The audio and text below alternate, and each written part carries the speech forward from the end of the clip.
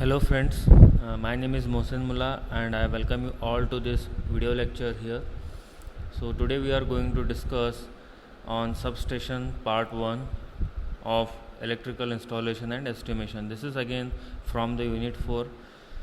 So now let us see the topic substation part 1. So now what is substation? So usually when the electricity is generated, that electricity is very far away from the locality where it is actually required. Then the electricity needs to be transported from the point of generation to the point of utilization. So in between it has to go through lots of stages in order to, you can say, have efficient transportation of the electricity so that the losses are less, okay, and also it is protected from the environment. So in such a way it has to be transmitted. Now it has been seen that the electricity needs to be generated at a particular voltage level. Say the standard in India is 11 kV at a 50 Hz frequency. So but that voltage cannot be as it is transmitted over a very long distance. Therefore the voltage at the generating station needs to be step up to a higher voltage level, so that can be transmitted over a long distance. As the voltage level increases, the losses in the transmission line decreases. Okay, therefore one substation will be required in the we can say generating station. Okay, so there onwards sometimes it is also possible that the distance is like in terms of hundreds of kilometers. In that case even AC transmission is not much efficient. There will be many losses and uneconomical. In such case it is possible that the electricity can be converted into from AC to DC. Then that DC transmission is taken up to the you can say main area or grid area, from where again it is converted back to AC, and then onwards it is transmitted to the different localities where the electricity is required. So here in all the different stages we require different substations. Okay, so we are going to see the classification of substations. Okay, so now basically what a substation is, it is nothing but a conversion station which will either convert the electricity from AC to DC, or it might convert one voltage level to the another voltage level. So basically it is a conversion station. Okay, so now let us see the various classification of the substations, as different applications are required or different stages are involved in the transportation of electricity. Hence there will be varieties of substations possible. So now let us see the different ways in which we can classify the different substations. So first classification is according to the service. So what kind of service it is going to provide. So first one is static. In this type of substation, static equipments to change the characteristics of electrical energy are used. So in this substation the voltage of the AC energy is changed. So here basically AC to AC. Okay, so that is called as static. Okay, that is called as static substation. Similarly we need to convert it to the DC form, so that is called as converting substation. So converting substation, what it does, it converts AC to DC. Okay, so such type of substation is called as the converting substation. Or say DC to AC, at the receiving end DC to AC is also a converting substation. Okay, then in accordance with the service voltage. Okay, so usually these are alternating current substations. Okay, so now in the, you can say, static substation, again there are variety. So these are alternating current substations. The various types of alternating substations are given as extra high voltage transmission substation. In this substation the voltage is transformed to extra high voltage. Extra high voltage is nothing but above 66 kV for the purpose of transmission of electricity. So now at the generating station or the power plant where the electricity is basically generated, at that particular area we need to have a substation. So that substation is nothing but extra high voltage transmission substation, because it is going to transmit electricity at extra high voltage which is above 66 kV. Next is distribution substation. This is most commonly seen by all of us near our localities. Okay, so in this substation the voltage is stepped down to low tension voltage, that is 400 volts or 440 volts, which is usually supplied to the different consumers. Okay, so domestic application purpose. Now next is industrial substation.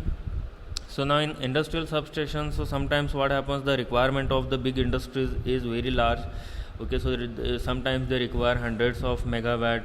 Okay, so in that case, directly, instead of supplying the voltage at 440 volt directly, the higher voltage such as 11 kV, 33 kV or up to 66 kV, even 66 kV can be transmitted directly to the industrial area. And in the industrial area there will be their own substation installed in their own premises, which will then step the available 33 kV to 66 kV to the required 440 volt. Okay, so that type of substations are called as industrial substations. Okay, so next is in the same, according to the service voltage, another substation is power factor correction substation. Okay, so now as we know that when the electricity is flowing through the transmission line, now this transmission line when converted into electrical form, so what we usually see is it is the series connection of resistance and inductance. So because of which what will happen, so at the end of the transmission line the power factor will be very very low. Okay, so there will be very low power factor at the end of the transmission line. So now to improve this power factor, so low power factor means what? More losses in the transmission line. So the generator has to generate more in order to compensate for that losses. Okay, so therefore in order to make sure that the losses are less, we need to improve the power factor at the end. So therefore there needs to install synchronous condensers or capacitor banks, which will automatically improve the power factor by supplying the reactive power which will be lost in the transmission line. So such type of substations, which are power factor correction substations, are called as substations for power factor correction. Okay, then next is frequency changing substations.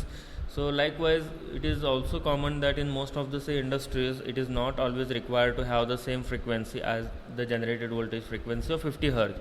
So in that case it is possible that the industries will have their own substations which will have different frequencies. So such type of substations are called as frequency changing substations, which will be usually convert frequency from one particular value to different value, which is usually required by the industry. Okay, so that is also possible to have. Now next classification is third classification is accordance with the mounting. So now mounting means how the transformer is situated in a particular location. Okay, so depending upon that there are again two types. So that is indoor type and outdoor type. Indoor type substations are usually situated where the environment is like containing corrosive type of metal particles, or there are a lot of impurities in the air which may corrode the parts of the that substation.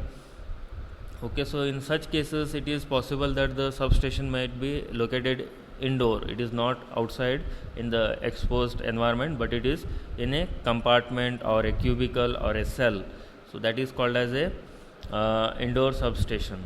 Okay, so this type of substations are even possible to be erected for 11 kV. Usually it should be of 11 kV, but it can also be up to 66 kV in extraordinary situations when there is a need. In that case it might go up to 66 kV of the voltage level. Okay, so here it is usually erected when the surrounding atmosphere is contaminated with impurities such as metal corroding gases, fumes and conductive dust, etc. In the industrial areas it is most common type of, you can say, environment.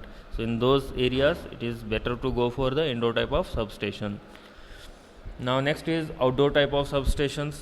Okay, so outdoor type of substations are very familiar to us as we usually see them on the roadsides, okay, near to our localities or near to our institute, where we can say big malls and all.